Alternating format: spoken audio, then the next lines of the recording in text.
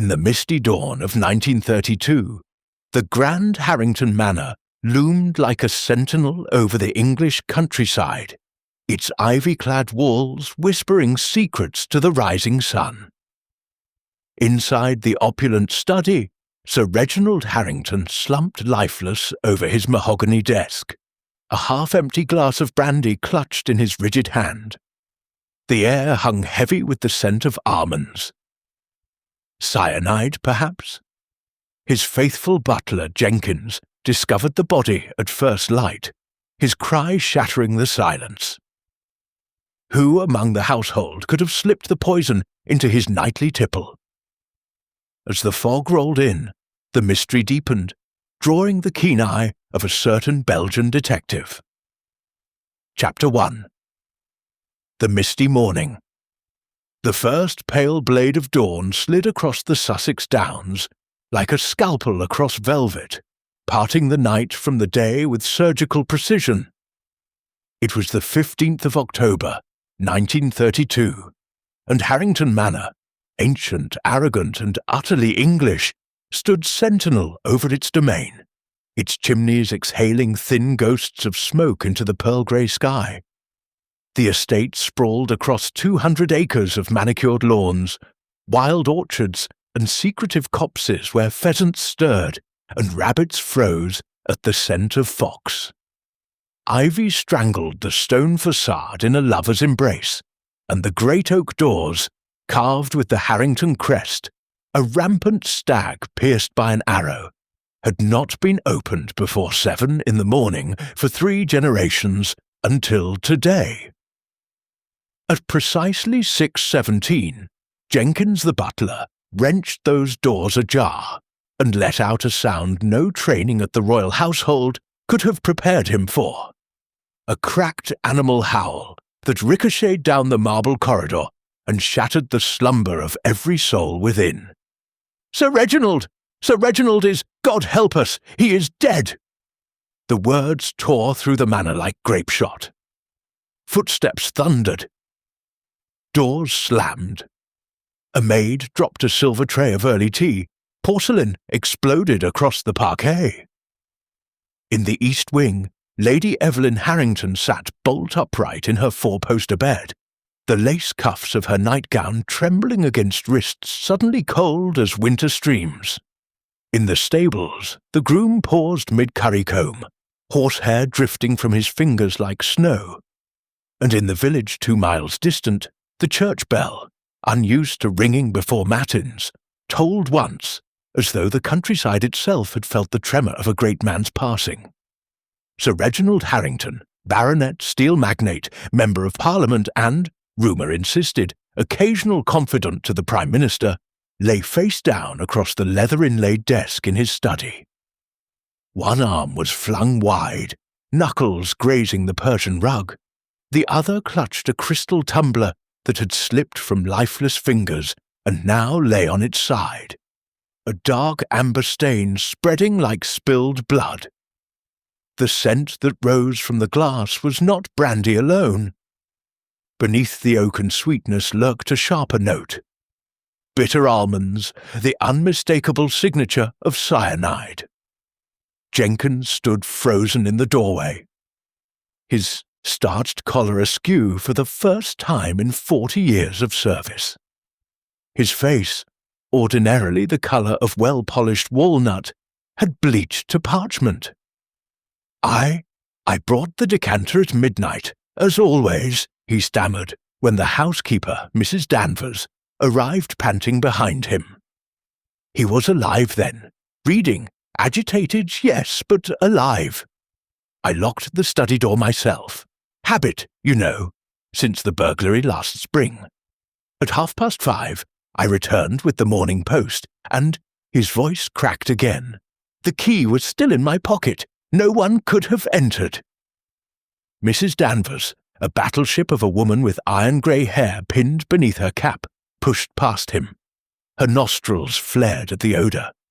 "Cyanide," she pronounced with the authority of one who had nursed soldiers through gas attacks in the Great War. "Fetch Dr. Black at once, and wake her ladyship. No, belay that. I'll do it." She glanced at the open window, its velvet curtains stirring in the draught. "And close that before the whole county smells death." Outside, the fog was thickening, a living organism that swallowed sound and sight alike. The gravel drive, the rose parterres, the distant ha-ha, all dissolved into opaque whiteness. Somewhere, a peacock screamed, the sound thin and metallic, as though the bird itself sensed the wrongness permeating the air. Lady Evelyn appeared minutes later, wrapped in a silk dressing gown the colour of midnight. Her auburn hair, usually coiled with regal precision, hung in loose waves about shoulders that trembled beneath the weight of grief. Or something colder.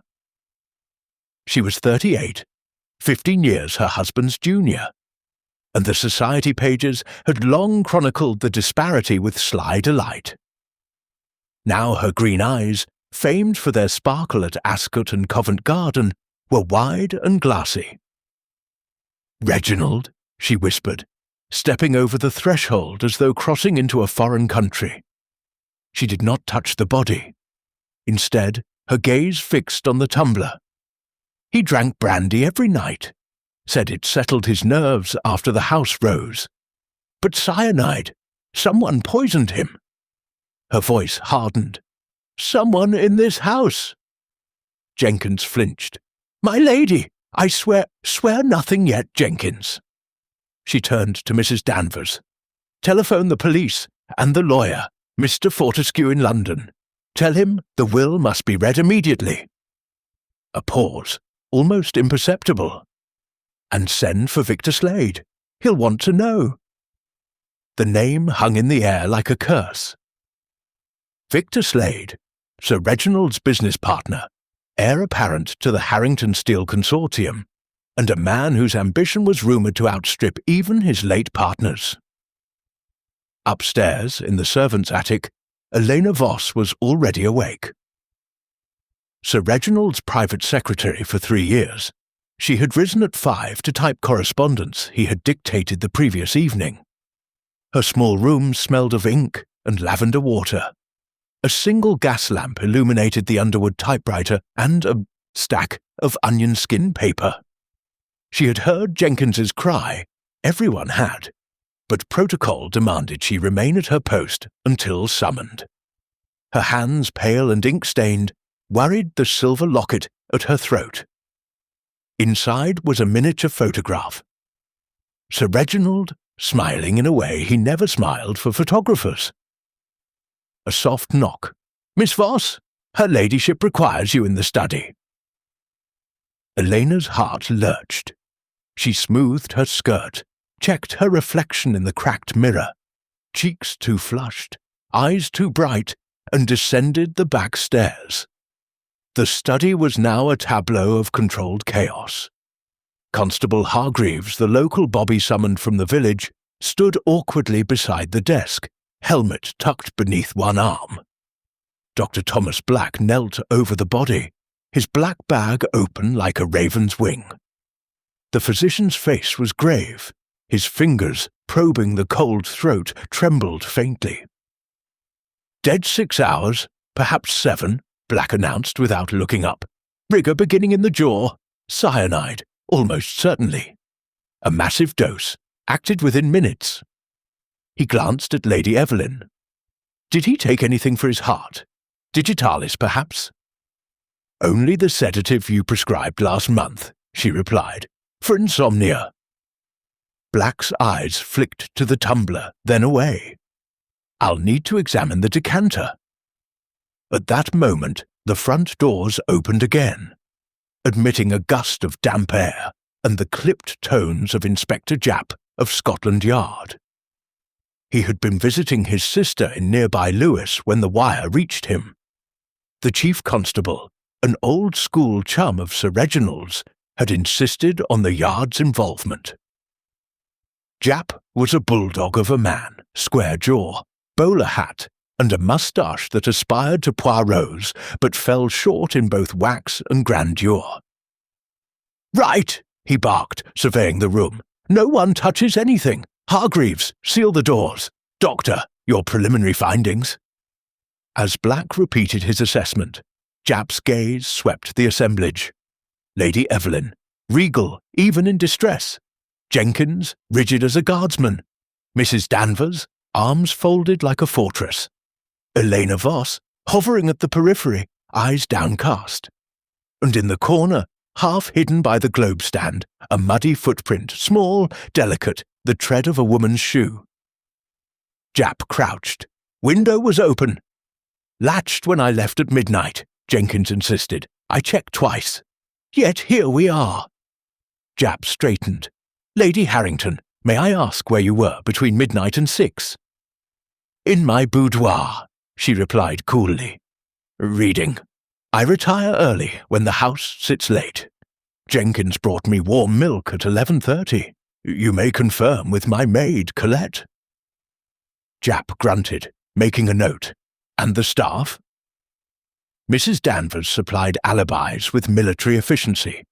Footmen in their quarters, maids abed, the cook snoring off last night's port.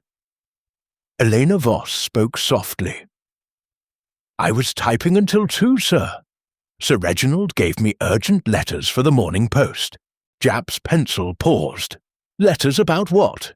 "Business," Elena said too quickly. "The merger with Northern Foundries." Victor Slade's merger. The one rumoured to have caused shouting matches that rattled the crystal in the dining room. Outside, the fog pressed closer, turning the world into a watercolour left in the rain. Somewhere in its depths, a motor-car engine coughed to life. Slade himself, perhaps, summoned from his London flat. Or someone else, fleeing the scene under cover of mist. Japp turned to the desk. Beside Sir Reginald's limp hand lay a single sheet of heavy cream notepaper, folded once. The inspector donned gloves before unfolding it. The message was typed in the same pica typeface Elena used upstairs. "Dawn brings danger. Trust no one." The room stilled. Lady Evelyn's breath caught. Dr. Black's hand froze midway to his bag. Elena Voss went white as the paper itself. Japp's voice cut the silence like a knife.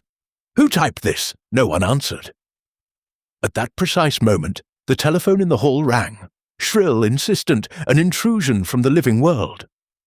Mrs. Danvers answered, listened, then returned with a face like thunder. "A telegram, Inspector, from Belgium." She handed over the flimsy orange form. Japp read aloud. "Arriving 11:42. Train stop. Poirot, stop." Lady Evelyn's lips parted in surprise. "Hercule Poirot, the detective." "The very same," Japp muttered, folding the telegram with reluctance. "Seems Sir Reginald wired him yesterday. Something about threats to my life." He glanced at the body, then at the note. Looks like the old boy wasn't paranoid after all. In the hearth, a log shifted and collapsed in a shower of sparks. The clock on the mantel chimed 7, 7 slow, mournful strokes that seemed to count the heartbeats of a dying dynasty. Poirot's train would not arrive for hours. In the meantime, the manor held its breath. Somewhere in its labyrinth of corridors and secrets, a killer walked free, perhaps sipping tea in the morning room, perhaps already packing a valise. The fog outside thickened, swallowing the sun, and Harrington Manor settled into the long, perilous wait for dawn's true reckoning. But dawn had already come, and with it, danger. Chapter 2. Poirot's arrival. The 11:42 from Victoria glided into Pulborough Station with the languid grace of a swan, its brass fittings winking in the weak November sun that had finally burned through the fog. A single porter, cap askew, breath fogging, hurried forward as the first-class carriage door opened. Out stepped a small, impeccably dressed man, no taller than 5'4", yet possessed of such presence that the platform seemed to shrink around him. Hercule Poirot adjusted the angle of his Homburg, smoothed invisible wrinkles from his charcoal overcoat, and surveyed the rural tableau with bright green eyes that missed nothing. His moustache, magnificent, symmetrical, waxed to dagger, points quivered slightly in the chill. Behind him, a porter struggled with 2 valises and a dispatch case monogrammed HP in gold. "Bonjour, monsieur," Poirot greeted the station master, who had emerged blinking from his office. "You have, perhaps, a motor vehicle for Harrington Manor? Inspector Japp. He telegraphs urgency." The station master, a man more accustomed to milk churns than Belgian detectives, stammered assent. Within minutes, Poirot was installed in the back of a rattling Austin 12, the driver, a local constable pressed into service, gripping the wheel with white knuckles. The road wound through hedgerows stripped bare by autumn, past fields where rooks wheeled like black confetti against a pewter sky. Poirot sat forward, hands clasped over the head of his cane. "Tell me, mon jeune, this Sir Reginald, he was beloved in the county." The constable snorted. "Beloved? He owned half the foundries from Sheffield to Southampton. Kept the village in wages, aye, but tongues wag. Lady Evelyn's jewels could sink a battleship, and Mr. Slade's motor cars change faster than the seasons." "Motives, then," Poirot murmured. "Always motives." Harrington Manor appeared suddenly, as though the fog had exhaled it. Towers, gables, a facade of weathered Portland stone. The drive was lined with yews clipped into mourning spirals. As the Austin crunched to a halt, Inspector Japp burst from the front doors, bowler in hand, face ruddy with impatience. "Poirot! About time. Thought you'd stopped for tea in Crawley." "Precision, mon ami, is the soul of detection." Poirot alighted with a small hop. "You have preserved the scene? Untouched? Doctors finished, bodies in the icehouse, families circling like vultures." Japp lowered his voice. "And the staff, well, they're loyal, but loyalty's a thin shield when there's a baronetcy at stake." Poirot's eyes flicked to the upper windows. A curtain twitched. "Lead on, then. The little grey cells, they hunger." They entered through the great hall, oak-panelled, ancestral portraits glaring down with the hauteur of centuries. A suit of armour stood sentinel. Its visor reflected Poirot's diminutive form like a funhouse mirror. Jenkins awaited them, posture rigid despite the ordeal. "Monsieur Poirot," the butler intoned, bowing. "This way. The study," his voice cracked. "Compose yourself, mon brave. A butler's dignity is the manor's backbone." Poirot followed, noting details with the avidity of a connoisseur. Scuff marks on the parquet where constables had tramped. A faint smear of mud near the staircase. The lingering scent of cyanide beneath beeswax and roses. The study doors stood ajar. Inside, the scene was frozen in tragic tableau. Sir Reginald's body had been removed, but the desk remained. Papers askew, inkpot overturned, the crystal tumbler now cocooned in an evidence bag. The open window had been latched, yet a chill lingered. Poirot circled the desk like a terrier scenting a burrow. "The brandy decanter, where?" Japp produced it from a side table, sealed in cloth. "Half full. Lab's testing, but the smell's unmistakable." Poirot lifted the bag, inhaling delicately. "Prussic acid, yes, but observe he tilted the decanter to the light. The seal was broken with a knife, not the usual corkscrew. Haste or unfamiliarity." Jenkins cleared his throat. "Sir Reginald opened it himself, sir. I left it corked at midnight." "Yet the cork lies yonder." Poirot pointed to the hearth, where a wax-sealed cork rested among ashes. Burned, perhaps to destroy fingerprints, or merely swept aside in panic? He moved to the window. The catch was stiff, rusted, forced from outside. No, The mud print is on the inside sill." He scraped a sample into an envelope. "English clay, but with traces of iron oxide? Curious." Japp grunted. "Foundry dust, maybe. Slade's boots were caked in it yesterday. Or someone wishing us to think so." Poirot's gaze fell on the desk blotter. Beneath the chaos of papers, a faint impression, the ghost of the typed note. He held it to the window. "Dawn brings danger. The typewriter, upstairs? Secretary's room, Miss Voss?" Japp's tone was sceptical. "Pretty girl, devoted to the old man." "Devotion," Poirot said softly, "is a blade that cuts both ways." They proceeded to the morning room, where the suspects had been assembled like pieces on a chessboard. Lady Evelyn sat by the fire, spine straight, a vein pulsing at her temple. Victor Slade paced, a panther in pinstripes, his signet ring flashing. Elena Voss perched on a chaise longue, clutching a handkerchief as though it were a lifeline. Dr. Black stood apart, medical bag at his feet, face unreadable. Poirot entered without ceremony. "Mesdames, messieurs, I'm Hercule Poirot. We begin." He started with Lady Evelyn. "Madame, your husband, he confided in you." "Reginald confided in no one," she replied, voice like frost on glass. "But lately, yes, threats, anonymous letters. He laughed them off, but I saw fear." "Fear of what?" "Ruin. The merger with Northern Foundries, Slade pushed for it, but Reginald suspected embezzlement." Her gaze flicked to the pacing man. Slade stopped mid-stride. "Lies! Reginald was paranoid. I built that company with him.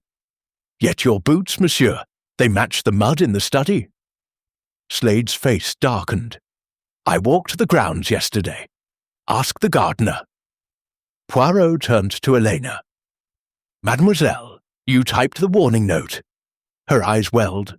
"No, I type his correspondence, yes, but that paper, it's not our stationery." Poirot produced the note from his pocket. "Observe the watermark. Bond Street, exclusive. Who purchases it?" Silence. Then Dr. Black spoke, voice steady. "I do, for prescriptions, but anyone could have taken a sheet." Poirot's smile was thin. "Convenient." He addressed them all.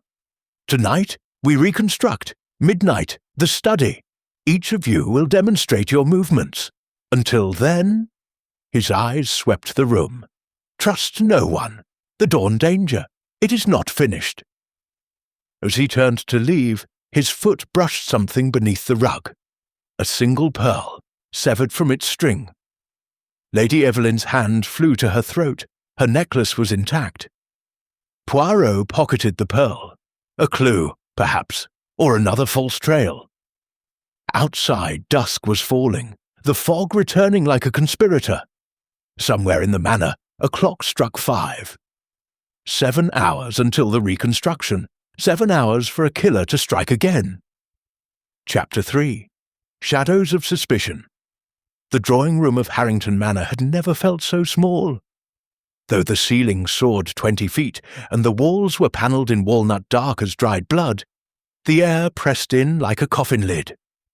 A single chandelier, its crystal drops trembling with every breath, cast fractured light across the suspects seated in a semicircle of Chippendale chairs. Outside, dusk had surrendered to full night. The fog now glowed amber where it met the gas lamps along the drive, turning the world beyond the French windows into a lantern show of indistinct shapes. Hercule Poirot stood before the marble fireplace, hands clasped behind his back, the firelight gilding the curves of his moustache. Inspector Japp hovered to his left, notebook open, pencil poised like a bayonet. Between them, the long case clock ticked with the solemnity of a judge's gavel. "Mesdames, messieurs," Poirot began, voice soft yet carrying to the rafters. "We assemble not for tea but for truth. Sir Reginald Harrington was poisoned between midnight and 1 o'clock. The method, cyanide in his brandy, is established. The question is not how, But who and why? He let the silence stretch until Lady Evelyn's teacup rattled in its saucer. "We begin with alibis, Monsieur Slade." Victor Slade rose, 6 feet of coiled muscle in a midnight blue dinner jacket. His cufflinks, solid gold, engraved with the Harrington stag, flashed as he gestured. "I was at the Savoy Grill until 12:30. Ask the maitre d', ask the taxi driver who brought me home. Flat 12 Albany. I arrived at 1:15, alone. Doorman saw me." Japp scribbled. Poirot's eyes narrowed. "And yet, monsieur, your boots, size 10 hobnailed, left prints in the study flower bed. The mud contains iron filings, from the foundry." Slade's jaw tightened. "I inspected the new furnace yesterday afternoon. Mud on my boots, yes, but I never entered the study after dinner. Ask Jenkins. He served us port in the library at 11. Jenkins, stationed by the door, inclined his head. "True, sir. Mr. Slade left for London at 11:30 sharp." Poirot's gaze shifted. "Mademoiselle Voss." Elena Voss stood as though the chair had become hot coals. Her black dress, secretarial, severe, made her look younger than her 26 years. A pulse beat visibly at her throat. I finished typing at 2. Sir Reginald dictated letters about the merger. I left the pages on his desk at midnight, then went to my room. The attic stairs creak. No one passed. Poirot produced a sheet of onion skin from his pocket. "This letter, unsigned, accuses Monsieur Slade of cooking the books. You typed it?" Elena's cheeks flamed. "Sir Reginald asked me to prepare it for the board. I never sent it." "Yet it was found shredded in the study wastebasket." Poirot's tone was gentle, lethal. "Shredded after death, no? Someone wished it discovered." Dr. Thomas Black cleared his throat. He had not sat. Instead, he leaned against a bookcase, arms folded, the picture of professional detachment. "If we're discussing documents, Inspector, Sir Reginald consulted me yesterday about chest pains. I prescribed a mild sedative. Laudanum, not cyanide." Poirot turned. "And your movements, Docteur? Home by 10. My housekeeper, Mrs. Greer, can confirm. I was called here at 6:30 this morning." Japp flipped a page. "Mrs. Greer says you left again at 11 last night. Urgent house call. No patient named." Black's composure flickered. "A confidential matter. A lady in the village." Lady Evelyn's laugh was sharp as breaking glass. "How convenient, Thomas. We all know your house calls rarely involve medicine." The room crackled. Slade smirked. Elena looked stricken. Poirot raised a hand. "Madame, you imply an attachment?" Lady Evelyn lifted her chin. "I imply nothing. I state fact. My husband discovered letters, compromising letters, between Thomas and myself. He threatened divorce." Black's face drained of colour. "Evelyn, silence!" Poirot's voice cut like a whip. "Divorce would ruin you both. Socially, financially, a motive most potent." He stepped to the tea tray, lifted the silver pot, and poured a thin stream into a cup. "Yet poison is intimate. It requires proximity, trust. Who, then, had access to the decanter?" Jenkins spoke. "Only Sir Reginald and myself, sir. I decanted the 1904 Armagnac, his favourite, every evening at 11:50, locked the cabinet after." Poirot's eyes gleamed. "Locked? Show me." In the study, the liquor cabinet, a mahogany monstrosity with brass lions' heads, stood beneath a portrait of Sir Reginald's father. Jenkins produced a tiny key. The lock turned with a click. Inside, crystal decanters, each labelled in copper plate. The Armagnac was half gone. Poirot examined the lock. Scratches, fresh, picked perhaps with a hairpin. He glanced at Elena, whose hair was pinned with plain steel. Then at Lady Evelyn, whose diamond clips glittered. Back in the drawing room, he produced the evidence bags, The tumbler, the cork, the muddy sample. The cyanide was not in the decanter, it was in the glass. Added after pouring. Someone entered the study after Jenkins locked the door. Slade snorted. The window was open. Latched from inside, Poirot countered. The catch sticks. To open it requires strength and knowledge of the trick. He demonstrated, muscles straining. Not a woman's work unless... He whirled to Jenkins. You said you locked the study door at midnight. Yet the key ring on your belt holds 6 keys. One is missing. Jenkins patted his waistcoat, face ashen. The duplicate! It vanished yesterday. Sir Reginald asked for it to show Mr. Slade the safe. Slade spread his hands. I returned it. Did you? Poirot's smile was wolfish. Or did you copy it at the foundry? Your workshop has a key-cutting machine.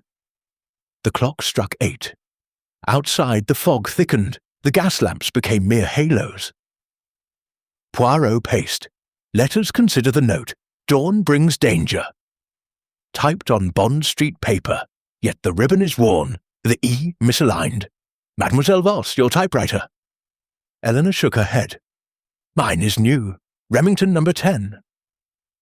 Poirot produced a second sheet from his case, taken from Elena's room. The E was perfect. Then whose machine? Dr. Black shifted. I have an old Underwood at the surgery, for death certificates. Japp's pencil flew. Poirot continued. We have motives, madame. Freedom from a loveless marriage. Monsieur Slade. Control of the company. Mademoiselle. Jealousy of that marriage. Docteur. Exposure of fraud. And means all had opportunity to steal the key, the paper, the poison. He paused before the fireplace. But one detail discordes. The pearl. He held up the severed bead. Found beneath the rug. Lady Evelyn's necklace is intact. Whose then? Elena's hand flew to her throat, bare, but her ears held tiny pearl studs. Poirot's eyes softened. Mademoiselle, you lost an earring in the study when you delivered the letters at midnight. She nodded, tears spilling. I noticed only this morning. A clue, Poirot said, or a plant. We shall see. He turned to Japp. Inspector, seal the servants' hall. No one leaves. At midnight, we reconstruct the crime, step by step. Until then, the shadows lengthen, and the killer walks among us.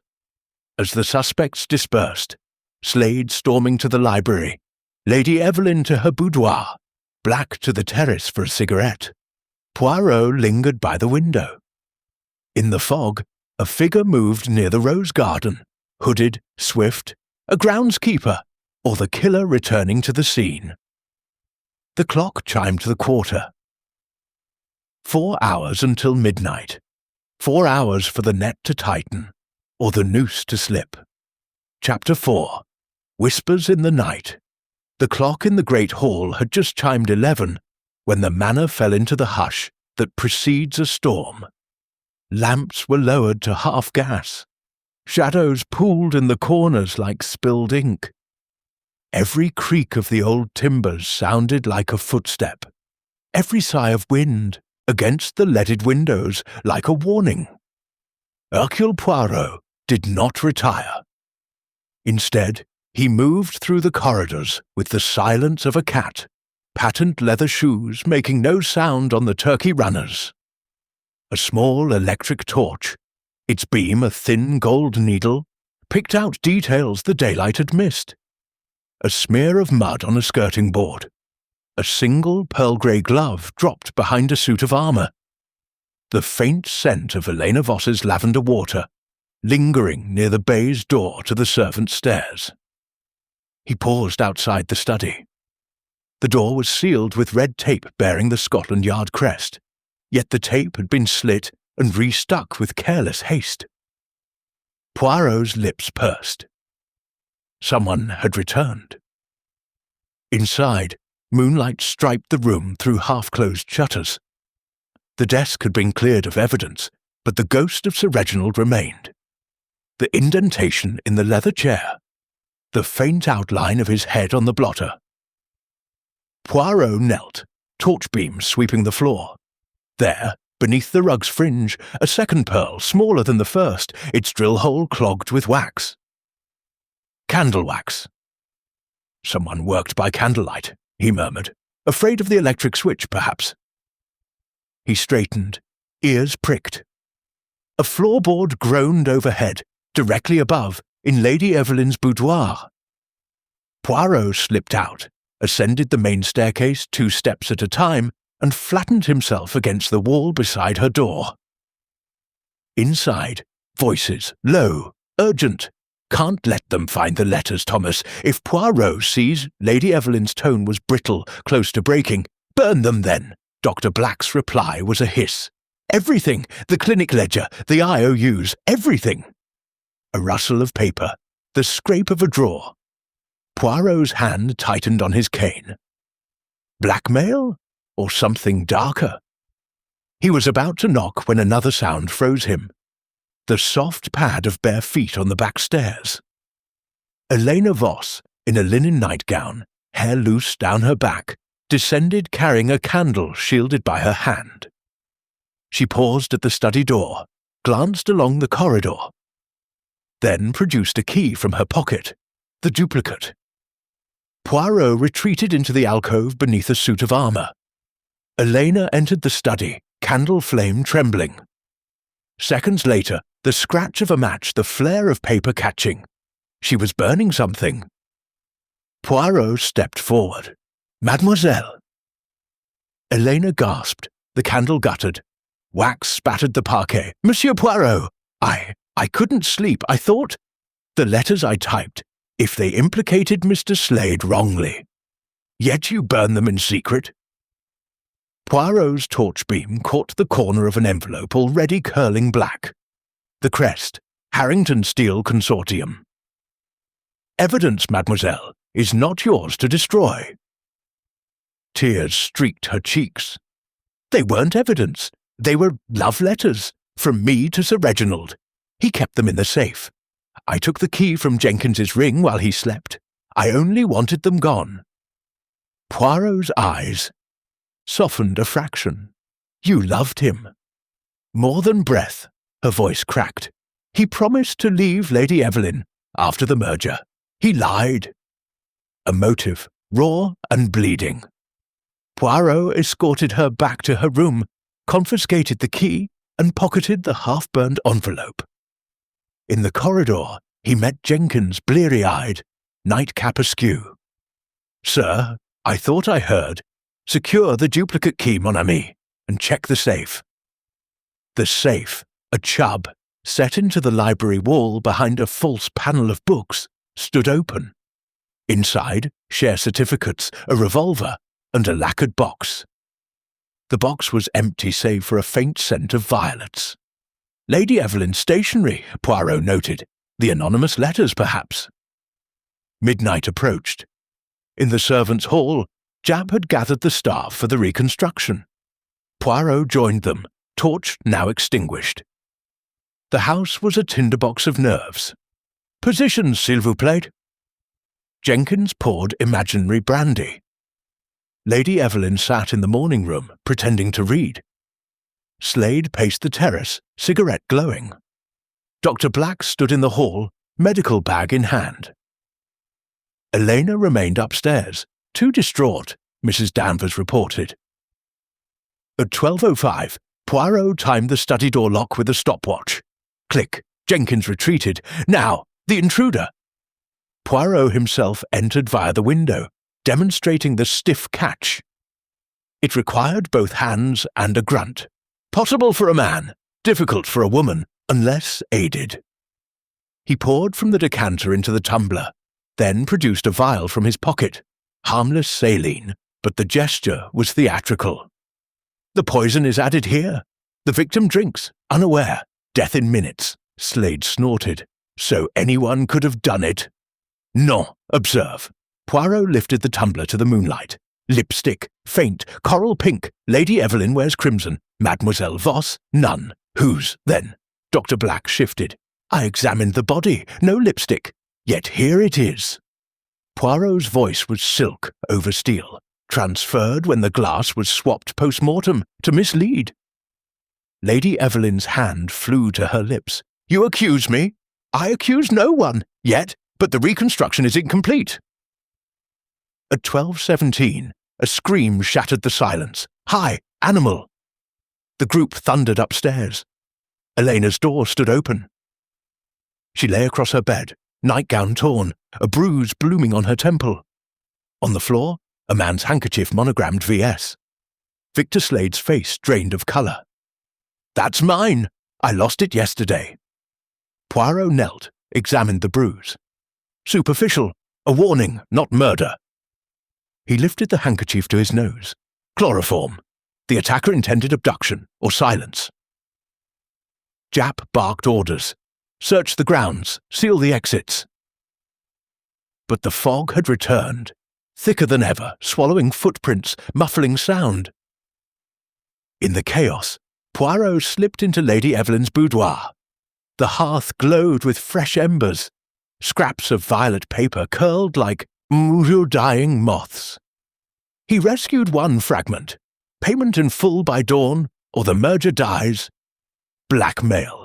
But from whom to whom? Downstairs, the clock struck 1. The reconstruction had failed to catch the killer, yet it had flushed him into the open. Elena's attack was a desperate act born of fear. Poirot gathered the suspects in the library, fire crackling, shadows dancing. "The net closes. Someone here knows more than they say. By dawn, the truth will out, or another will fall." Outside, the fog pressed against the windows like a living thing. Somewhere in its depths, a door slammed. Footsteps retreated across gravel. Poirot's eyes gleamed. The game, mes amis, has only begun. Chapter 5. The False Trail. The fog that had cloaked Harrington Manor all night thinned at 3:30, revealing a sky the colour of tarnished pewter. In the servants' hall, oil lamps guttered. The air was thick with the smell of cold tea, wet wool, and fear. A single constable stood guard at the baize door, rifle slung, eyes red-rimmed. Hercule Poirot had not slept. He sat at the long pine table, evidence laid before him like tarot cards. The coral-pink tumbler, the 2 pearls, the half-burned violet scrap, the chloroform-soaked handkerchief monogrammed VS, and, newest addition, a pair of mud-caked hobnailed boots discovered by a gardener in the potting shed.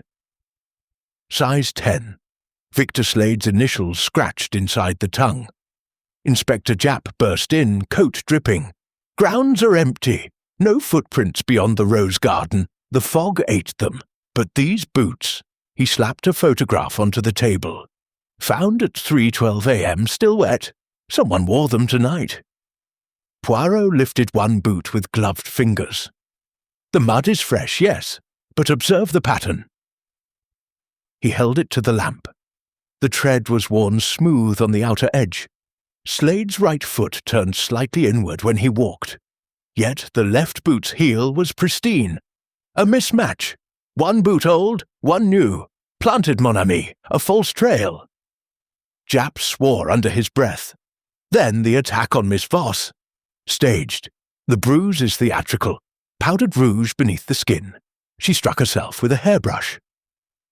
Upstairs, Elena Voss lay propped against pillows in the guest bedroom, a cold compress to her temple. Lady Evelyn sat beside her, face unreadable. Dr. Black had been dismissed. His hands, Poirot noted, had trembled too much to stitch a wound. Poirot entered without knocking.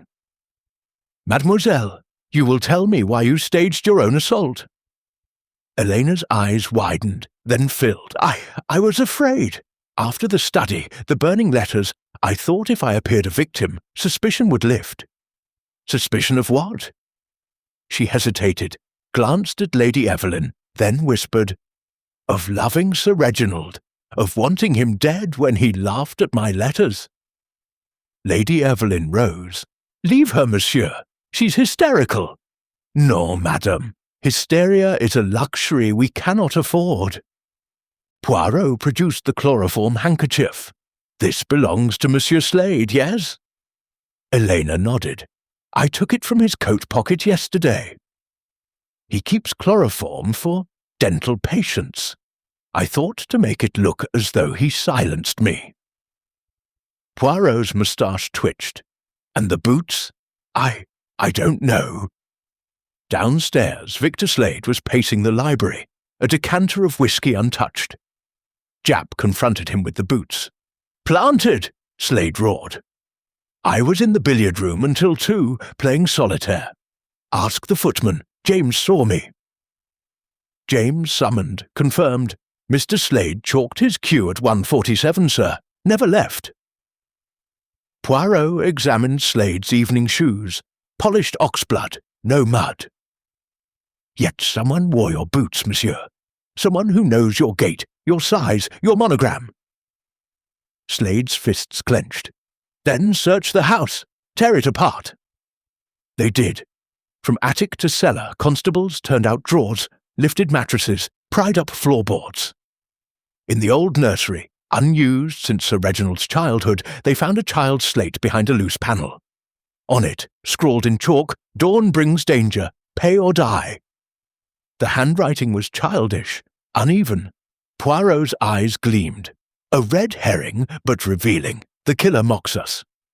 In Dr. Black's medical bag, left carelessly in the morning room, they discovered a vial labelled potassium cyanide, half empty. Black summoned, went white. That's for euthanizing animals at the clinic, he stammered. I reported it missing yesterday. Japp snapped cuffs. You're nicked. But Poirot raised a hand. Wait. The seal is broken, yes, but the cork is new. And the label, printed on a Gestetner duplicator. The surgery uses aronio, another plant. Black sagged with relief. Lady Evelyn, watching from the doorway, laughed, a brittle, mirthless sound. You'll accuse us all before dawn. Poirot turned to her. Madam, your bank statements, obtained by warrant, show withdrawals. £500, 3 weeks ago. Another 500 last week. To whom? Her chin lifted.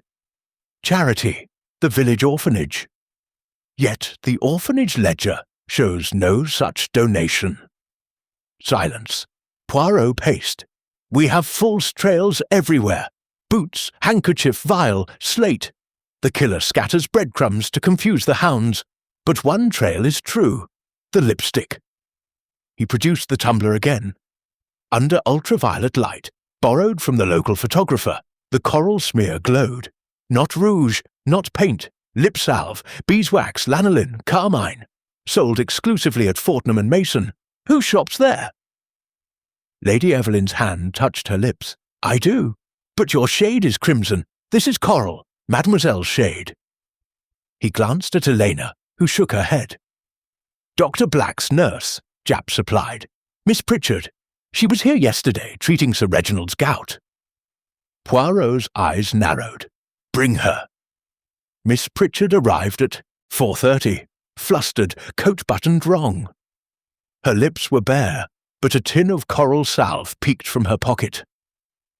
I left it in the study, she stammered. Sir Reginald asked for it, chapped lips. Poirot smiled. And you obliged. But the glass was swapped after death. You touched it. She nodded, trembling. Another false trail. At 5, Poirot gathered them in the study. The sky beyond the windows was lightening to pearl. The killer is clever, he said. He, or she, plants evidence like a gardener sows seeds. Boots to implicate Slade. Handkerchief to implicate Elena. Vial to implicate Black. Lip salve to implicate the nurse. But the true clue is absence. He pointed to the desk. Sir Reginald's fountain pen, Mont Blanc, gold nib, missing. He was writing when he died. The letter beneath his hand, where? Japp produced a crumpled sheet from the wastebasket. This? Shredded, but pieced together. A confession. I fear VS will ruin me. Forged, Poirot said. The ink is blue-black. Sir Reginald used sepia, and the nib pressure, light, a woman's hand. Lady Evelyn gasped. Elena wept. Slade cursed. Black stared at the floor. Poirot continued. The pen was taken to prevent us seeing the real letter. I found it, in the greenhouse, wrapped in oilcloth. The true message, the merger is a sham. T.B. cooks the books. Initials, Thomas Black. Black lunged for the door. Japp tackled him, but Poirot shook his head. No, another forgery. The paper is new. The ink's still wet. Someone wrote it tonight. The room spun. False trails upon false trails. Dawn crept closer. The clock struck 5:30. Poirot's voice was calm. We are pawns in a charade. The killer wants us chasing shadows, but shadows have no motive. Tomorrow, at the true dawn, we unmask the puppet master. Outside, the fog lifted entirely. The rose garden lay bare, dew glittering like scattered diamonds. And in the centre, half buried in the soil, gleamed Sir Reginald's missing pen, its gold nib bent as though snapped in rage. Poirot knelt, brushed away dirt. Engraved on the clip, to R.H. from E.V. Evelyn Voss. The net tightened, but whose hand pulled the strings? Chapter 6. Hidden Agendas. The first true light of dawn, thin, cold, the colour of watered steel, slipped between the library shutters and laid pale bars across the Persian rug.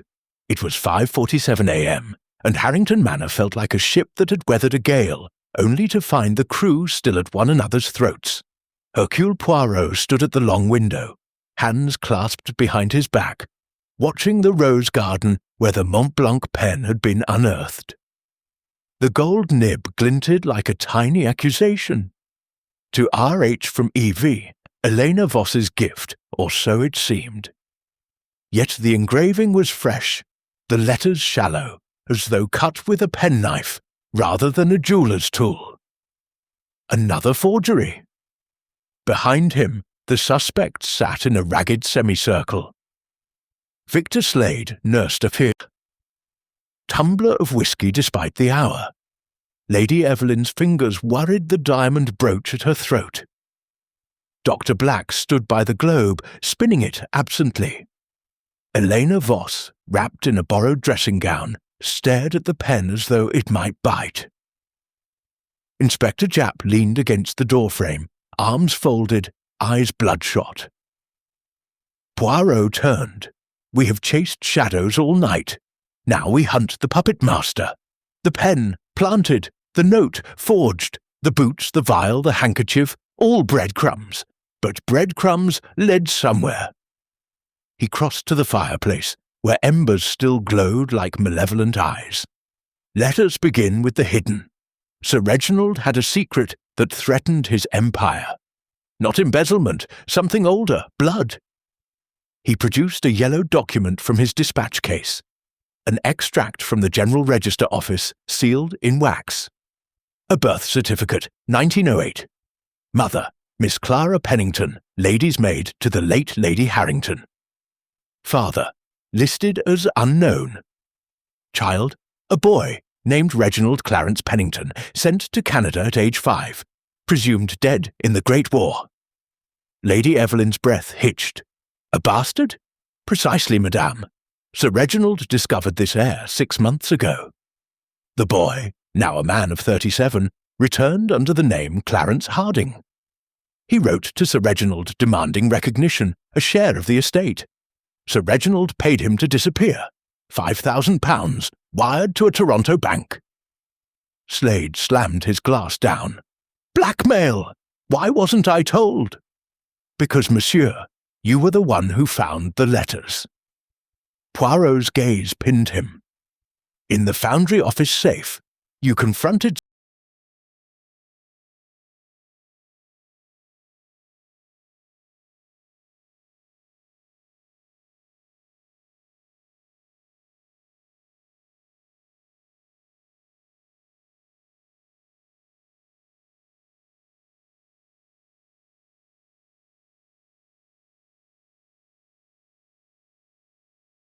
doctor treated Clara Pennington in her final illness, tuberculosis.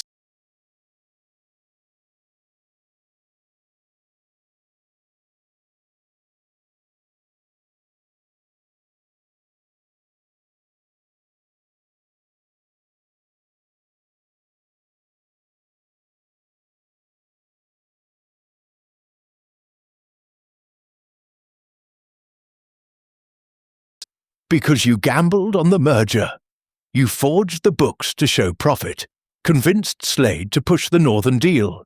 When Sir Reginald discovered the fraud, you poisoned him to silence him. Japp stepped forward, cuffs ready, but Poirot raised a palm. Patience. The reconstruction proved no one entered the study after midnight, yet the poison was added then. How? He moved to the desk, lifted the bronze inkstand. Beneath it, a faint circular stain. The brandy glass was swapped. The original clean taken away, the poisoned one left. But the swap required 2 people. One to distract, Jenkins, one to enter. He turned to Lady Evelyn. Madam, you sent Jenkins to the cellar for the 1904 Armagnac at 11:55, a decoy bottle. While he was gone, your accomplice entered through the servants' passage. Lady Evelyn's eyes flashed. Accomplice? I was in my boudoir. Reading the Times, yes, but your maid Colette saw you leave at 11:58, return at 12:03. 5 minutes, enough. Slade laughed harshly. Evelyn? She can't pick a lock. No, but she can leave the window unlatched. The catch sticks. She knew the trick. Her accomplice did the rest. Poirot faced Eleanor. Mademoiselle, you delivered the merger letters at 11:59. You saw the study empty. You left the door ajar. Why? Elena's voice was a thread. Lady Evelyn asked me to. Said Sir Reginald wanted privacy. Poirot nodded. The distraction. Jenkins in the cellar. Elena in the corridor. The window unlatched. The accomplice enters, pours the poison, exits via the terrace. The fog hid everything. He opened the French window. The terrace was slick with dew, a single footprint, small, narrow, heeled. A woman's shoe, size 4, Colette's size. Japp barked orders.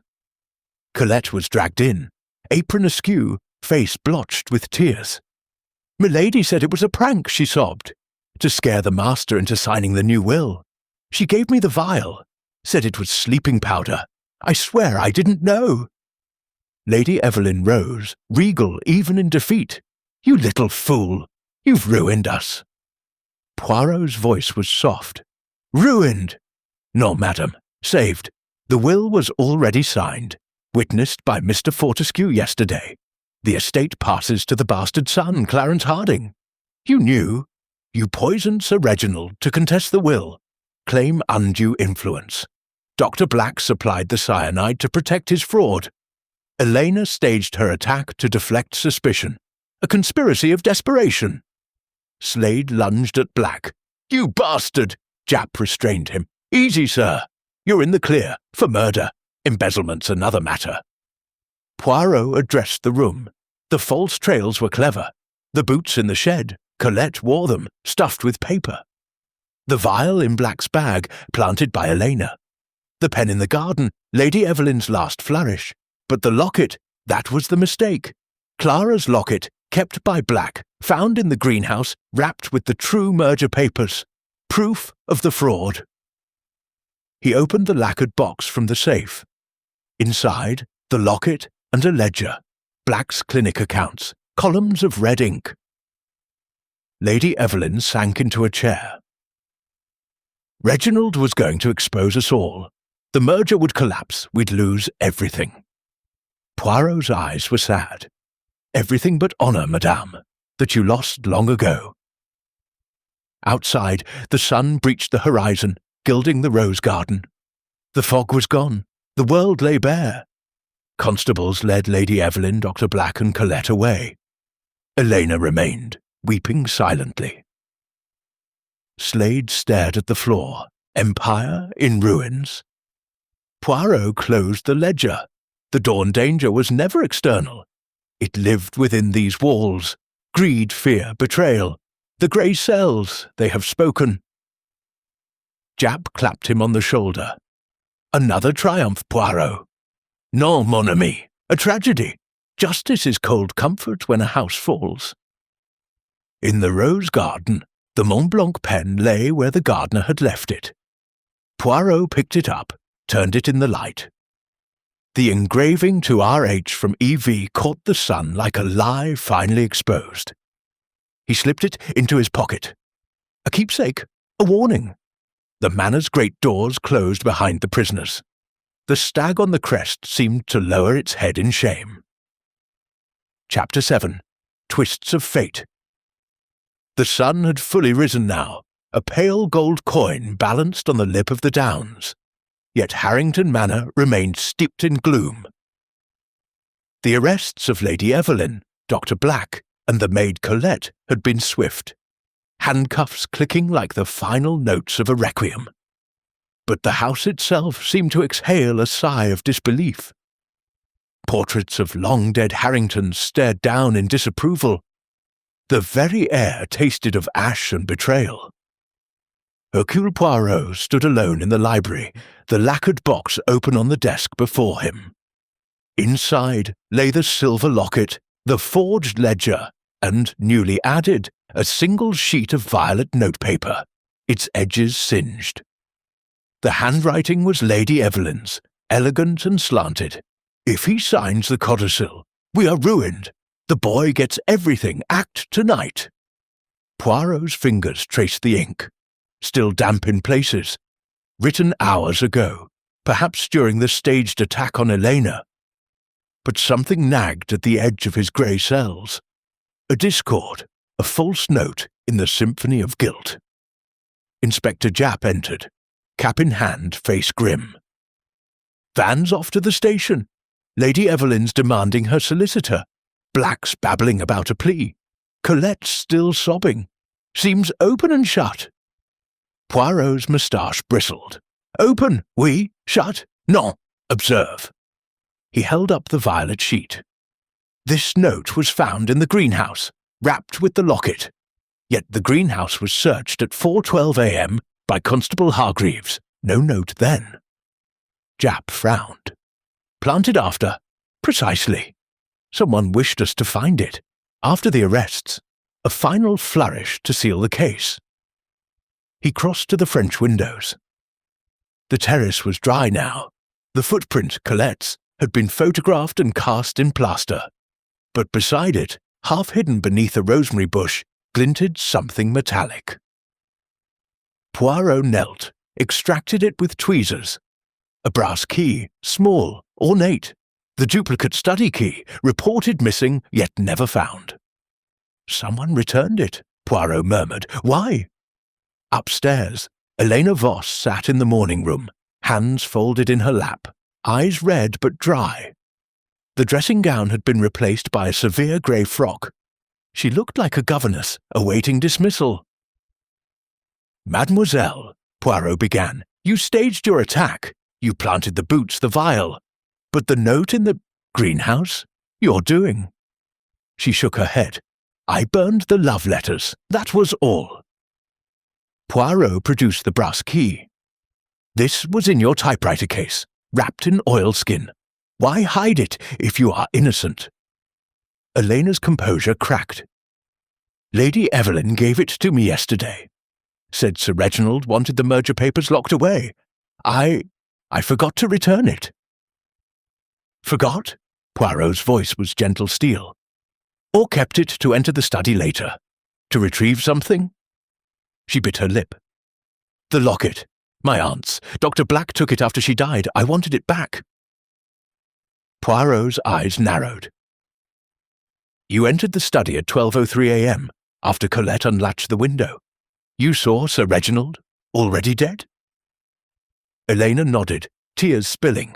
He was slumped forward. The glass, it smelled of almonds. I panicked. I took the locket from the safe, left the door ajar. I thought, if I said nothing. Poirot paced. You are not the killer, but you are the witness, and witnesses can be silenced. At that moment, Victor Slade stormed in, face thunderous. "Poirot! The merger paper's gone! The safe's empty except for ash. Someone burned the originals." Japp followed, holding a charred corner of vellum. "Found in the library grate. The Northern Foundry's contract, worth millions." Poirot's mind raced. The merger was the motive. Fraud, yes, but also legitimacy. Without the papers, the deal collapsed. Someone wanted Harrington Steele to fail. He turned to Slade. "Monsieur, you pushed the merger. Yet your own ledgers, obtained by wire from London, show you siphoned £200,000 into a Cayman account to buy Northern Foundries outright." Slade went still. "That's business. Murder is not business." Poirot's voice cut like a blade. "You needed Sir Reginald alive to sign. Dead, the board reverts to Lady Evelyn, or the bastard heir. You killed him to frame her, collapse the deal, and buy the wreckage cheap." Slade's laugh was hollow. "Prove it." Poirot produced the Mont Blanc pen. "The nib, bent at a 45-degree angle. Your signet ring, monsieur, has a stag's antler at the same angle. You snapped it in the study, planted it in the garden to implicate Elena. But the engraving, EV, was added later, with a common etching tool. Your workshop has one." Slade's fists clenched. "Circumstantial. No. The cyanide vial, your dental chloroform bottle, relabeled. The handwriting on the label matches your prescription pad." Japp stepped forward, cuffs ready. But Poirot halted him again. "Attendes, the timeline. Slade was at the Savoy until 12:30. The poison acted at 12:05. He could not be in two places." Slade smirked. "Exactly." Poirot's eyes gleamed. "Unless the poison was slow-acting. Cyanide is instant. But potassium cyanide crystals, dissolved in brandy, take 20 minutes to fully metabolize. Sir Reginald drank at 11:55 when Jenkins poured. With a hue, killer added the crystals then, before the decanter was locked." He turned to Jenkins, who had entered silently. The butler's face was grey. "You, mon ami, had the only key. You poured the brandy, added the crystals from Dr. Black's vial, stolen earlier. You locked the cabinet, left the study. Sir Reginald drank unaware. You returned at dawn, discovered the body, planted the note to deflect suspicion." Jenkins swayed. I had no choice. Sir Reginald was cutting my pension. 40 years of service, and he—" Poirot's voice was sad. "You betrayed your master for 30 pieces of silver. Lady Evelyn's note, forged by you on her stationery. The boots, the vial, the pen, all your work to scatter blame." Jenkins lunged for the terrace doors. Japp tackled him. The butler fought like a cornered animal, but the fight was brief. In the scuffle, a folded paper fell from Jenkins's pocket. Poirot retrieved it. A telegram, dated yesterday. Payment received. Dawn danger averted. C.H. Clarence Harding, the bastard heir. Poirot's grey cell's word. The final twist. Jenkins was paid by the heir to poison Sir Reginald, ensuring the estate passed to him. The false trails were to protect Harding, keep us chasing the household. But Harding is in Canada. Japp shook his head. Wire came from London. Poirot smiled thinly. Then Clarence Harding is closer than we thought. He opened the library safe, now empty, and pressed a hidden panel. A compartment slid open. Inside, a passport, Canadian, in the name of Clarence Harding. And a train ticket, Pulborough to London, dated today. The net closed, but the true killer was still at large. Outside, the sun climbed higher. The rose garden sparkled with dew, and in the distance, a motor-car engine roared to life, fleeing towards the London road. Poirot snatched his hat. Japp! The Austin! The dawn danger is not finished. Chapter 8. The Gathering Storm. The Austin 12 roared down the narrow Sussex lane, its tyres spitting gravel like buckshot. Hercule Poirot sat forward in the passenger seat. Homburg clamped to his head, cane braced between his knees. Inspector Japp wrestled the wheel, jaw set, eyes narrowed against the low sun that flashed between the hedgerows. Behind them, a second police car followed, siren wailing. "Faster, mon ami!" Poirot urged. "Clarence Harding! He flees with the estate in his pocket!" The telegram from Jenkins's pocket had been the key. Sent from London at 5:03 a.m., it confirmed payment of £10,000 into a numbered account at Coutts. The heir had orchestrated everything. The poison, the false trails, the chaos. But how had he entered the manor unseen? Poirot's mind raced faster than the car. The passport photo showed a man of 37, lean, dark-haired, with Sir Reginald's hawk nose. He had arrived in England 3 weeks ago. Under what name? The Austin skidded around a bend. Ahead, a black Daimler, limousine fishtailed onto the main road toward Pulborough Station. Its rear window glinted. Someone inside hunched low. "There!" Japp barked. He floored the accelerator. The Austin surged, closing the gap.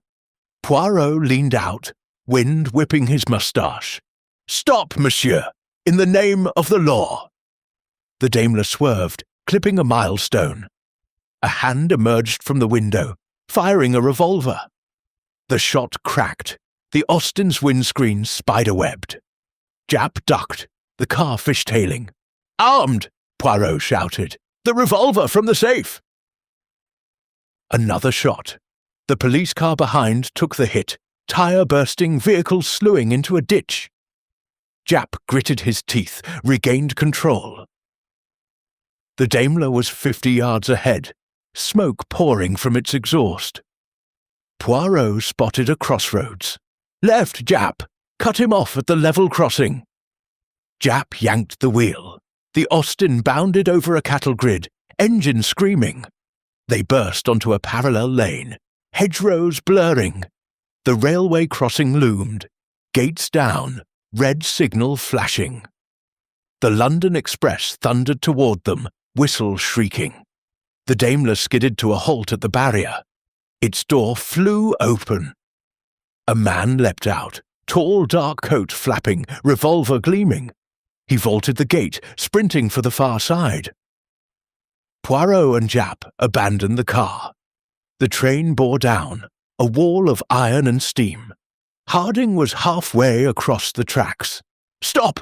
Poirot bellowed. "You will be crushed!" Harding turned, face twisted in desperation. He raised the gun. Japp drew his service revolver. "Drop it!" For a heartbeat, the world froze. The train's roar, the clanging bell, the sun glinting on steel. Then Harding fired. The bullet whined past Poirot's ear. Japp returned fire, once, twice. Harding staggered, clutch at his shoulder. Blood bloomed dark on his coat. He stumbled, fell to one knee on the tracks. The train was seconds away. Poirot sprinted forward, cane discarded. "Japp, help me!" Together they dragged Harding clear as the express thundered past, windows a blur of startled faces. The man collapsed on the embankment, gasping, blood soaking the grass. Poirot knelt. "Clarence Harding, the game is up." The man's eyes, Sir Reginald's eyes, were wild. He stole my birthright. 40 years in Canadian dirt while he played Lord. I came for justice. Justice! Poirot's voice was ice. "You poisoned your own father." Harding laughed, a wet, broken sound. "Jenkins did the deed. I paid him. The false trails. My idea. Keep you chasing the household while I vanished with the codicil." He fumbled in his coat, produced a folded document, Sir Reginald's will, altered in fresh ink. The estate to Clarence Harding, sole legitimate heir. Poirot took it. Forged. The ink is still wet, and the witness, Mr. Fortescue, died last year. Harding's face crumpled. "Then, nothing." Japp cuffed him. Murder, conspiracy, attempted murder of a police officer. You'll hang, lad." As the constables arrived, Poirot examined the Daimler. In the boot, a valise stuffed with bearer bonds, a Canadian passport, and a child's slate. The same slate from the nursery, chalked with "Dawn brings danger." Harding had planted every red herring. The boots, the vial, the pen, all delivered by post to Jenkins, who scattered them like confetti. The attack on Elena, a distraction to buy time. Back at the manor, the household gathered in the great hall. Staff, suspects, constables. Lady Evelyn, wrists bound, stared at the floor. Dr. Black sat shackled beside her. Jenkins, bruised from the scuffle, wept silently. Elena Voss stood apart, clutching her aunt's locket. Poirot addressed them. The storm breaks. Clarence Harding, Reginald Pennington, returned not for love, but vengeance. He traced his birth, blackmailed Sir Reginald, then orchestrated his death to claim the estate. Jenkins, loyal for 40 years, sold his soul for a pension. The rest of you, pawns in a dead man's game. He turned to Elena. "Mademoiselle, you saw the body. Why stay silent?" She whispered fear and hope. If the heir took the estate, perhaps he'd honour Sir Reginald's promise to me. Poirot's eyes softened. There was no promise, only manipulation. Victor Slade, still free but ruined, spoke hoarsely. "The merger?" "Dead," Poirot said. "The board will dissolve Harrington Steel. The workers, your workers, will find new masters." Slade sank into a chair, head in hands. Outside, the sun climbed higher, gilding the stag crest above the door. The police van waited, engine idling. Harding was loaded in, bloodied but alive. Jenkins followed, head bowed. Lady Evelyn paused on the steps, turned to Poirot. "You knew from the start?" "Non, madame. The grey cell suspected. The locket was the thread, Clara Pennington's. Only the true heir would covet it." She laughed bitterly. "And I thought poison was my weapon." As the van pulled away, Poirot stood on the gravel, the forged will in his hand. He tore it slowly, pieces fluttering like white moths. Japp joined him. "Another case closed?" Poirot gazed at the manor, its windows blind, its chimneys cold. "Closed, oui, but the house dies with its master. Secrets rot the beams." A gust of wind swept the drive, scattering the will's fragments into the rose garden. The thorns caught them, red petals trembling. In the distance, the church bell tolled 8. The storm had passed, but the air still crackled with the echo of thunder. Chapter 9. Deductions unfold. The great hall of Harrington Manor had become a courtroom without a jury. Sunlight, now high and merciless, poured through the tall mullioned windows and laid every face bare. Dust motes drifted like slow-motion confetti above the ancient flagstones. The suspects, those still uncuffed, sat in a semicircle of carved oak chairs that had once hosted dukes and prime ministers. Now, they soon hosted defeat. Hercule Poirot stood beneath the Harrington crest, the torn fragments of the forged codicil still clinging to the thorns outside. In his hand he held the silver locket, its chain coiled like a sleeping serpent.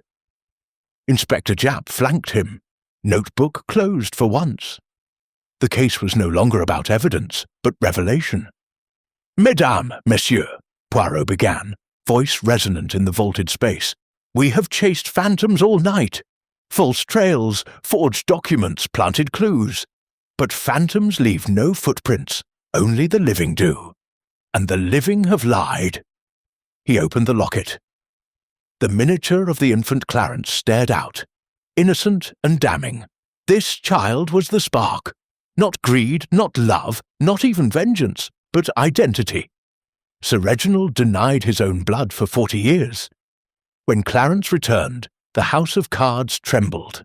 But the murder was not Clarence's alone. Victor Slade stirred. "You said Jenkins. Jenkins was the hand," Poirot interrupted, "but not the mind. Observe the timeline with precision."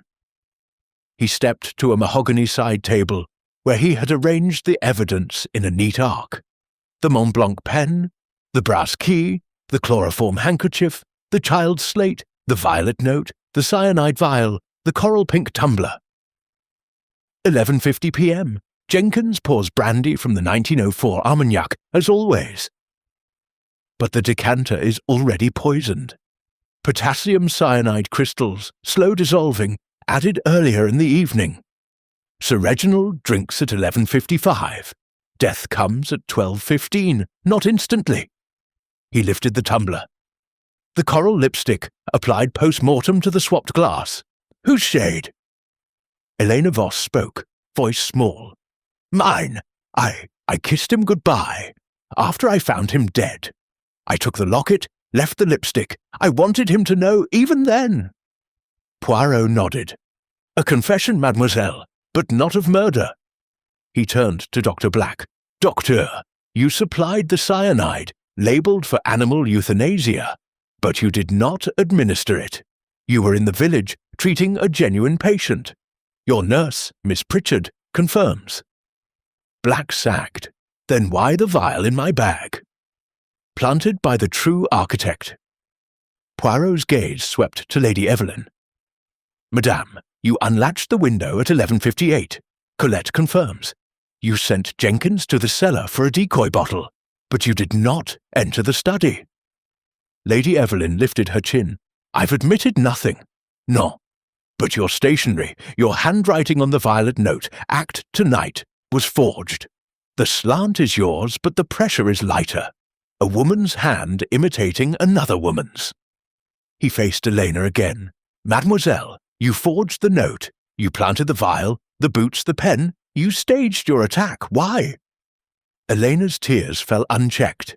To protect him. Clarence. He wrote to me from Canada, said he was family, said if Sir Reginald died, the estate would be ours. He promised me a future. I believed him. Poirot's voice softened. You were the courier. The slate, the telegram, the key, all passed through your hands. You typed the warning note on Dr. Black's underwood, using old ribbon to age it. You etched the pen with a common tool from the village shop.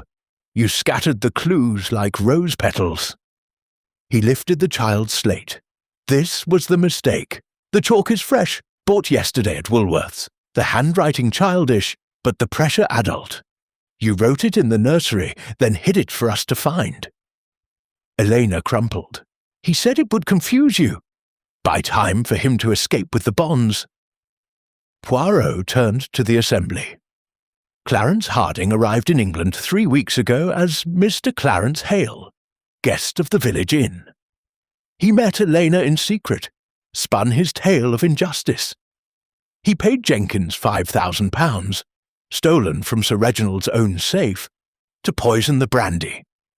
The slow-acting crystals ensured Jenkins could lock the cabinet and establish innocence. He produced a bank draft, endorsed C. Hale, drawn on Coots yesterday. Jenkins cashed it at 9 a.m. before the murder was discovered. Japp whistled. The butler did it, literally. Oui, but Clarence was the puppet master. He planted the idea of the bastard heir, forged the birth certificate using details from Clara Pennington's diary, stolen by Elena from the attic. He convinced Lady Evelyn the merger was fraudulent, Dr. Black that exposure loomed, Slade that the company would collapse. Divide and conquer. Lady Evelyn laughed, a hollow sound. He played us all. Poirot's eyes were steel. He used your greed, your fear, your guilt. The false trails were brilliant. Boots too new, vial relabeled, pen etched hastily, but brilliance overreaches. The telegram sent from London at 5:03 a.m. was the flaw. Clarence was already on the Daimler fleeing. Who sent it? He looked at Jenkins. The butler, wrists bound, stared at the floor. You, mon ami, from the village post office, before dawn. Clarence instructed you, but you added one word. Averted. A lie. The danger was never averted, it was fulfilled. Jenkins whispered, "He promised my pension. 40 years." Poirot's voice was sad. 40 years of loyalty, sold for a lie. He stepped to the window. The rose garden lay still, the torn will fragments caught like white flags of surrender. The deduction is complete. Clarence Harding, Reginald Pennington, poisoned his father through Jenkins. Elena Voss enabled him with love and forgery. The others, pawns distracted by their own motives. The dawn danger was not a threat, it was a promise, and it was kept. Silence fell, heavy as velvet. Outside, the police van's engine turned over. Clarence, bandaged and cuffed, was loaded in. Elena followed, head bowed. Jenkins last, shuffling like a man twice his age. Poirot closed the locket with a soft click. The house falls, but truth stands. Japp clapped him on the shoulder. Another masterpiece, Poirot. Non, mon ami. A tragedy in 10 acts. The curtain descends. As the van pulled away, the stag crest above the door caught the sun, its arrow-pierced heart gleaming like a wound that would never heal. Chapter 10. The Dawn Revelation. The sun stood full above the Sussex Downs now, a white coin in a washed blue sky, and Harrington Manor looked smaller than it had in the mist. Smaller, older, and suddenly mortal. The great oak doors stood open like a mouth that had nothing left to say. Inside, the great hall was empty save for Hercule Poirot, Inspector Japp, and the echo of departing boots. The police van had gone, carrying Clarence Harding, Elena Voss, Jenkins, and the last of the manor's illusions toward London and judgment. Poirot walked slowly to the centre of the flagstones, the silver locket still warm in his palm. He opened it one final time. The infant Clarence stared back, innocent, unknowing, the seed of ruin. Japp lit a cigarette, the match flaring like a small, brief sun. Case closed, then. Father poisoned by son, butler the hand, secretary the heart. Neat as a Christmas parcel. Poirot's moustache twitched. Neat we, but incomplete. One thread remains. He crossed to the suit of armour that had guarded the corridor all night. Its visor was raised. Inside, wedged behind the gorget, lay a final object, a brass pocket watch, stopped at 12:15. Sir Reginald's watch. Japp whistled. Been missing since the body was moved. How the devil? Clarence took it, Poirot said. A trophy, but he returned it. Why? He pressed the crown. The back sprang open, revealing not a photograph, but a tiny folded slip of onion skin. Poirot unfolded it with tweezers. Typed in pica, the same worn ribbon as the warning note. The merger is clean. The fraud is yours. Confess or die at dawn. R.H. Japp read over his shoulder. Sir Reginald wrote this. To whom? To the true architect? Poirot's eyes gleamed. Clarence believed the merger fraudulent because someone fed him forged ledgers. Elena typed them, yes, but on whose instruction? He turned to the staircase. Someone who knew the house, the safe, the typewriter, someone who benefited if Clarence claimed the estate and the company collapsed. Japp's cigarette paused halfway to his lips. Slade? No, Slade loses everything. Think, mon ami. Who gains if Harrington Steele is bankrupt, the heir hanged, the widow disgraced? They climbed the stairs in silence. At the top, the attic door, Elena's room, stood ajar. Inside, the underwood typewriter gleamed innocently. Poirot lifted the ribbon. Fresh. Elena used the old ribbon for the warning note, he said. This is new. Installed yesterday. He opened the wardrobe. On the top shelf, wrapped in a silk scarf, lay a stack of documents. The true merger contract, signed and witnessed. A second birth certificate. Clarence's, genuine, and a ledger invicta, Slade's handwriting showing profits, not losses. Japp exhaled smoke. Someone switched the ledgers. Made Clarence think fraud. Made Slade think ruin. Poirot nodded, and that someone is still here. They descended to the morning room. Mrs. Danvers, the housekeeper, was directing footmen to cover furniture in dust sheets. The manor was to be shuttered pending probate. She turned as they entered, face impassive. "Mrs. Danvers," Poirot said, "you served the family for 30 ans. You knew Clara Pennington. You delivered the infant Clarence to the orphanage in '08. Her iron-grey bun did not move. I did my duty. You did more. You kept Clara's diary. You wrote to Clarence in Canada, told him of his birthright. You forged the ledgers, planted the idea of fraud. You gave Jenkins the cyanide, from the garden shed, relabeled. You typed the warning note on Dr. Black's machine, using Elena's ribbon." Mrs. Danvers's hands tightened on her chatelaine.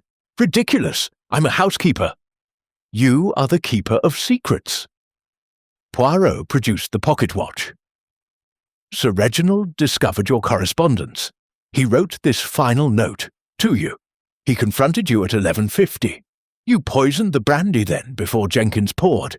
You swapped the glass after death, planted the lipstick from Elena's drawer. You etched the pen, hid the slate, scattered the boots, every false trail, your design." Her composure cracked like old porcelain.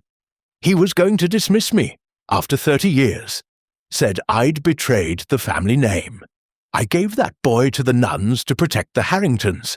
And he would have let a Canadian bastard take it all." Japp stepped forward. "You murdered your master to keep a secret?" "I murdered him to keep the house alive." Her voice shook. "Clarence would have sold it for scrap. The staff, pensions, homes gone. I convinced the boy he was wronged, fed him lies, paid Jenkins with Sir Reginald's own money. When Clarence arrived, I thought he'd claim the title quietly. But he wanted blood." Poirot's voice was soft. "You used a son's rage to commit patricide by proxy, then framed him to save the manor." Mrs. Danvers sank into a chair. "The house was my child. I birthed it, nursed it, buried its dead. I would not let it die." Japp cuffed her gently. "You'll hang for it, ma'am." She did not resist. Better the rope than watch strangers pull down the walls. In the great hall, the dust sheets rose like ghosts. Poirot placed the locket on the mantel beneath the stag crest. "The dawn revelation," he said. "Not the heir, not the lover, not the butler, but the keeper of the flame. She burned the master to save the house, and the house dies with her." Japp stubbed out his cigarette. "Another triumph?" Poirot gazed at the empty chairs, the covered chandeliers. "A requiem, mon ami. The grey cells solve the puzzle, but they cannot mend the broken." Outside, the rose garden lay in full sunlight. The torn will fragments had blown away. Only the Mont Blanc pen remained, its gold nib catching the light like a tear. Poirot picked it up, slipped it into his pocket beside the locket. Two relics of a dynasty's end, the Austin waited on the gravel. As they drove away, the manor shrank in the rear window, towers, gables, ivy, until it was no larger than a child's toy. Then the bend in the drive took it from sight. Behind them, the stag crest gleamed one last time, arrow through its heart, before the dust sheets settled and the doors were locked forever. The church bell tolled 10. The dawn had kept its promise.